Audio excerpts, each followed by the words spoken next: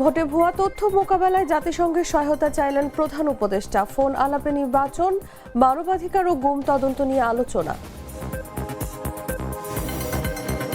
নির্বাচনকে কেন্দ্র করে শীর্ষ বৈঠক, আসন সমঝোতা নিয়ে 11 দলের চূড়ান্ত বৈঠক আজ সন্ধ্যায় ঘোষণা। পুলিশকে এলোপাথারি কুপিয়ে হাতকড়া সহ ছিনিয়ে নেওয়া হলো আসামিকে। ময়মনসিংহে পুলিশের ওপর সশস্ত্র হামলা, 5 সদস্য আহত। ইরানে বিক্ষোভকারীদের ফাঁসি হলে খুব কঠোর পদক্ষেপ নেবে যুক্তরাষ্ট্র, ট্রাম্পের হুঁশিয়ারি। তেহরান বলছে এটি সামরিক হস্তক্ষেপের অজুহাত। এবং নিউক্যাসলকে 2-0 এগিয়ে গোলে হারিয়ে ফাইনালে 1 পা ম্যান সিটির।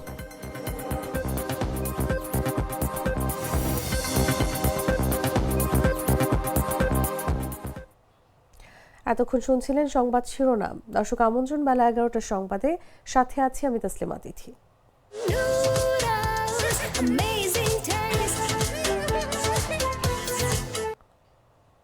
চলে যাচ্ছি পুরো খবরে। আগামী 12 ফেব্রুয়ারি অনুষ্ঠেয় জাতীয় নির্বাচনকে কেন্দ্র করে ছড়িয়ে পড়া ব্যাপক ভুয়া তথ্য ও বিভ্রান্তি মোকাবেলায় জাতিসংঘের মানবাধিকার দপ্তরের সহায়তা চেয়েছেন প্রধান উপদেষ্টা অধ্যাপক ডক্টর মোহাম্মদ ইউনূস। মঙ্গলবার জাতিসংঘের মানবাধিকার বিষয়ক হাই কমিশনার ভলকার তুর্কের সঙ্গে টেলিফোনে আলাপকালে সহায়তা চান তিনি।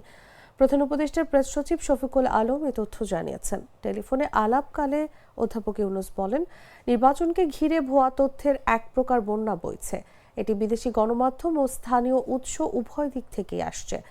তিনি বলেন, সামাজিক যোগাযোগ মাধ্যমে ভুয়া খবর, গুজব ও নানান ধরনের জল্পনা ছড়িয়ে দেওয়া হচ্ছে।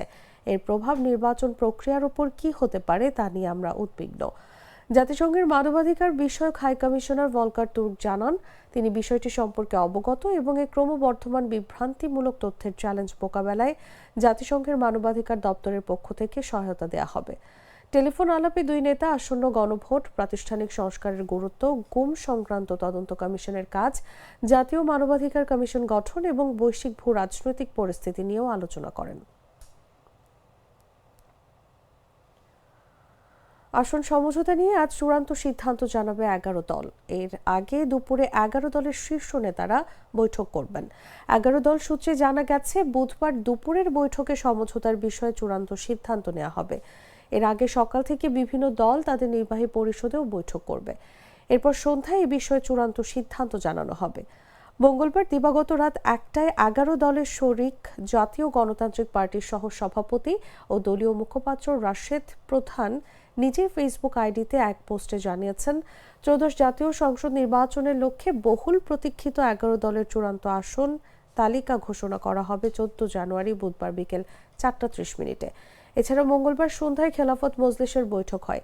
সেখানে তারা জানায়, 14 জানুয়ারি বেলা 11টায় কেন্দ্রীয় মজলিসে সূরার জরুরি অধিবেশন হবে। এরপর জাতীয় নির্বাচন বিষয়ে দলীয় সিদ্ধান্ত জানানো হবে।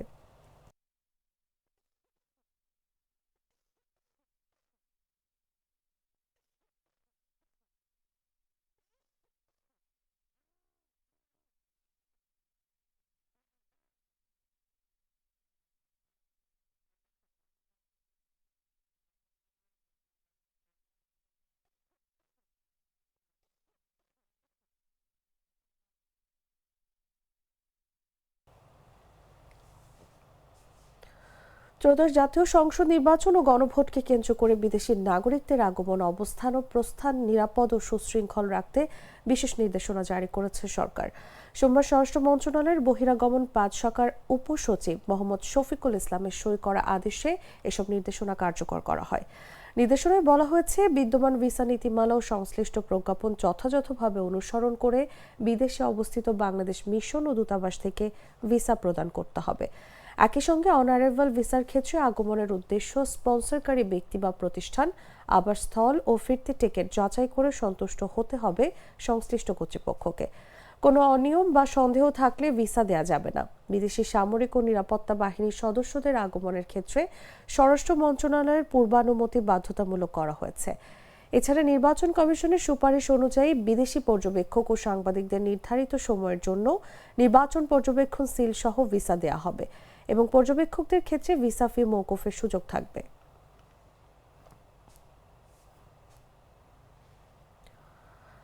আবারও বিশ্বের অন্যতম দুর্বল পাসপোর্টের তালিকায় নাম এসেছে বাংলাদেশের। হেনলি পাসপোর্ট ইন্ডেক্সের 2026 সালের জানুয়ারির সংস্করণে বিশ্বের সপ্তম এবং দক্ষিণ এশিয়ায় পঞ্চম দুর্বল পাসপোর্ট হিসেবে স্থান পেয়েছে বাংলাদেশ। মঙ্গলবার প্রকাশিত এই সূচকে দেখা যায় বাংলাদেশের পাসপোর্টের অবস্থান 95তম, যেখানে মোট অবস্থান 101টি। বাংলাদেশের নাগরিকরা বর্তমানে মাত্র 37টি দেশে ভিসা ছাড়াই প্রবেশের সুযোগ পাচ্ছেন। এর আগে 2025 সালের জানুয়ারি সংস্করণে 106টি দেশের মধ্যে বাংলাদেশের অবস্থান ছিল 100তম, অর্থাৎ অবস্থানের কিছুটা উন্নতি হলেও আন্তর্জাতিক তুলনায় পাসপোর্টটি এখনও দুর্বল হিসেবেই বিবেচিত হচ্ছে। এমনকি যুদ্ধবিধ্বস্ত ফিলিস্তিন ও উত্তর কোরিয়ার পাসপোর্টের চেয়েও নিচে রয়েছে বাংলাদেশের অবস্থান। হেনলি পাসপোর্ট ইন্ডেক্স অনুযায়ী বিশ্বের সবচেয়ে শক্তিশালী পাসপোর্ট এখন সিঙ্গাপুরের, যার নাগরিকরা 192টি গন্তব্যে ভিসা ছাড়াই ভ্রমণ করতে পারেন। দক্ষিণ এশিয়ার মধ্যে সবচেয়ে এগিয়ে রয়েছে মালদ্বীপ। 52তম অবস্থানে থেকে তারা ভিসামুক্ত ভ্রমণের সুযোগ পাচ্ছেন 92টি দেশে। সূচকের একেবারে তলানিতে রয়েছে পাকিস্তান, ইয়েমেন, ইরাক, সিরিয়া ও আফগানিস্তান। গ্লিটারের টুইন লেমন ও অ্যান্টিব্যাকটেরিয়াল ফর্মুলা বাসনকে চকচকে জীবাণুমুক্ত করে আমাদের দেয় গ্লিটার গ্যারান্টি। ময়মনসিংহ নগরীর দিগারকান্দা এলাকায় এক আসামিকে গ্রেফতার করে থানায় নেওয়ার পথে পুলিশের উপর সশস্ত্র হামলার ঘটনা ঘটেছে। এ সময় 5 পুলিশ সদস্য গুরুতর আহত হন এবং হাতকড়া সহ আরিফুল ইসলাম নামের এক আসামিকে ছিনিয়ে নিয়ে যায় তার পক্ষের লোকজন।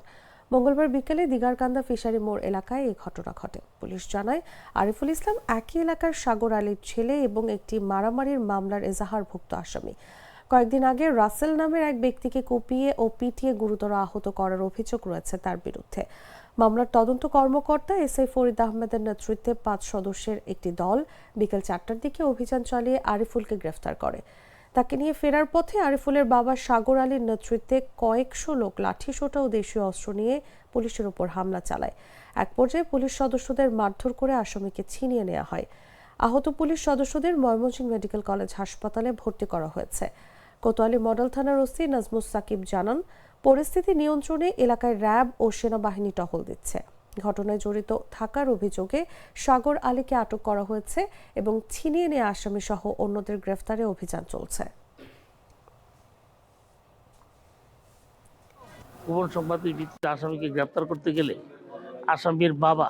আসামিকে হ্যান্ডকাপ লাগানো হয়, নিয়ে আসবে। আসামির বাবা অত্র এলাকায় চিৎকার করে 300-400 লোক জড়ো করে পুলিশের কাছ থেকে দস্তবস্তি করে আসামি নিয়ে যায় এবং পুলিশকে আহত করে। আমার সাথে যারা ছিল তারা আহত হয়েছে। আমিও তো তাদের প্রেশারে, তাদের মানে ডানা আশ্রয় আমি আহত হয়ে পড়ছি।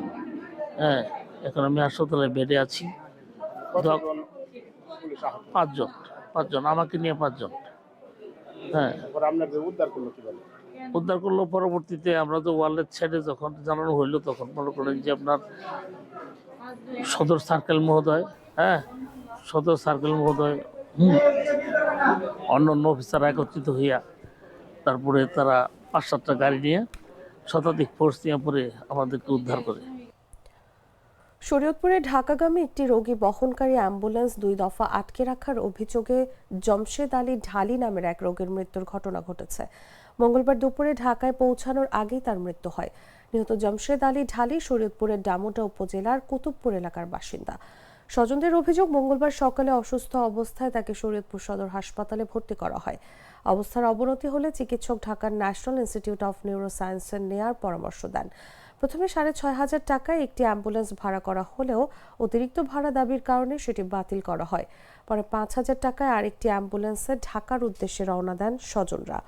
পথে গাগড়িজোড়া ও জামতলা এলাকায় স্থানীয় অ্যাম্বুলেন্স সিন্ডিকেটের সদস্যরা 2 দফা গাড়িটির গতিরোধ করে।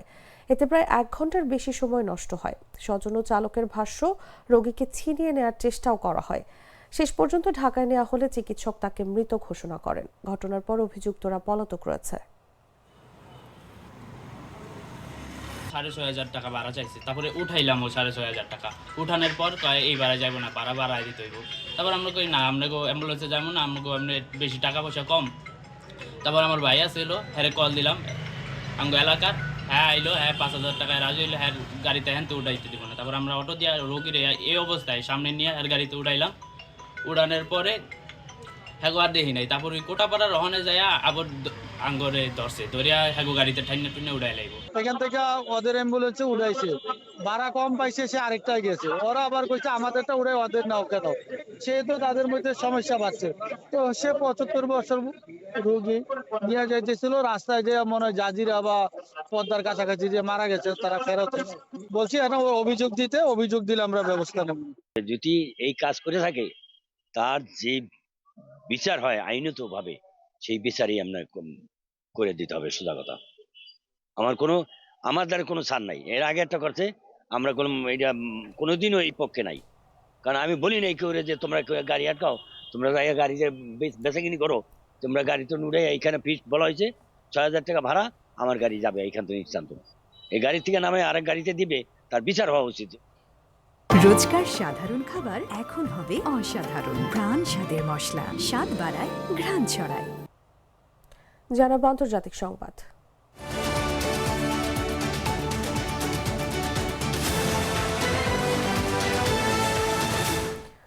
ইরানে বিক্ষোভকারীদের ফাঁসি কার্যকর করা হলে যুক্তরাষ্ট্র খুব কঠোর পদক্ষেপ নেবে বলে হুঁশিয়ারি দিয়েছেন মার্কিন প্রেসিডেন্ট ডোনাল্ড ট্রাম্প।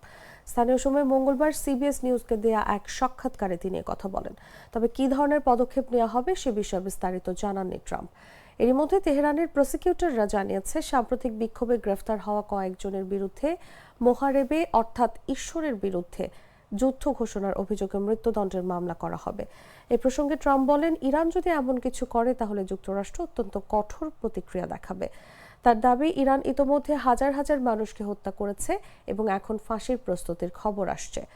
মানবাধিকার সংগঠনগুলোর অভিযোগ, বিক্ষোভ দমনে ইরানে ব্যাপক প্রাণহানি ঘটেছে। অন্যদিকে ট্রাম্পের বক্তব্যকে সামরিক হস্তক্ষেপের অজুহাত তৈরির চেষ্টা বলে মন্তব্য করেছে তেহরান। জাতিসংঘে ইরানের মিশন জানায়, যুক্তরাষ্ট্রের এই কৌশল আগেও ব্যর্থ হয়েছে। ইরানি কর্তৃপক্ষ পরিস্থিতি নিয়ন্ত্রণে আনার দাবি করলেও মানবাধিকার সংগঠনগুলো বলছে, ইন্টারনেট বন্ধ ও দমনপীড়নের মাধ্যমে প্রকৃত চিত্র আড়াল করা হচ্ছে।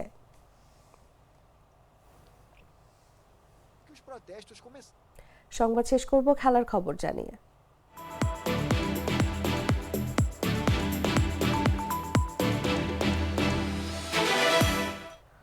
ম্যানচেস্টার সিটি কারাবাও কাপ সেমিফাইনালের প্রথম লেগে বর্তমান চ্যাম্পিয়ন নিউক্যাসল ইউনাইটেডকে ২-০ গোলে হারিয়েছে। বোর্নমাউথ থেকে মাত্র এক সপ্তাহ আগে দলে যোগ হওয়া আতোয়া সেমেনিও ৫৩ মিনিটে গোল করেন। জেরেমি ডোকুর ক্রস থেকে বার্নার্ডো সিলভা হেডে আঘাত করেন, যা সেমেনিও ব্যাকপোস্ট থেকে জালে পাঠান। নিউক্যাসল কোচ এডি হাউ খেলোয়াড়কে মাঠে নামানোর নিয়ম নিয়ে ক্ষোভ প্রকাশ করেছেন। ম্যাচে নিউক্যাসলের দুইবার পোস্টে বল লেগে যায়, তবে গোলরক্ষক জেমস ট্রাফোর্ড ও ক্রসবারের সাহায্যে সিটি রক্ষা পায়। যোগ করার সময় ৯ম মিনিটে বদলি খেলোয়াড় রায়ান টুয়ের্কি জোরালো শটে দ্বিতীয় গোল করে জয়ের দখল নিশ্চিত করেন। ৮বারের কারাবাও কাপ জয়ী সিটি এই জয়ে ফাইনালে এক পা এগিয়ে গেছে। ফিরতি লেগ অনুষ্ঠিত হবে ৪ ফেব্রুয়ারি ইতিহাদ স্টেডিয়ামে।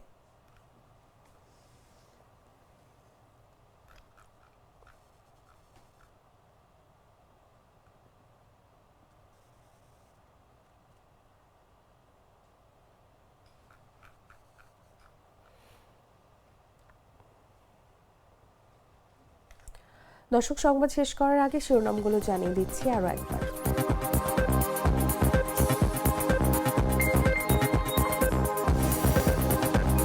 ভোটে ভুয়া তথ্য মোকাবেলায় জাতিসংঘের সহায়তা চাইলেন প্রধান উপদেষ্টা। ফোন আলাপে নির্বাচন, মানবাধিকার ও গুম তদন্ত নিয়ে আলোচনা। নির্বাচনকে কেন্দ্র করে শীর্ষ বৈঠক, আসন সমঝোতা নিয়ে 11 দলের চূড়ান্ত বৈঠক আজ সন্ধ্যায় ঘোষণা। পুলিশকে এলোপাথারি কুপিয়ে হাতকড়া সহ ছিনিয়ে নেওয়া হলো আসামিকে। ময়মনসিংহে পুলিশের উপর সশস্ত্র হামলা, ৫ সদস্য আহত। ইরানে বিক্ষোভকারীদের ফাঁসি হলে খুব কঠোর পদক্ষেপ নেবে যুক্তরাষ্ট্র। ট্রাম্পের হুঁশিয়ারি, তেহরান বলছে এটি সামরিক হস্তক্ষেপের অজুহাত। নিউক্যাসলকে ২-০ এগিয়ে ফাইনালে এক পা এগিয়ে ম্যান সিটির।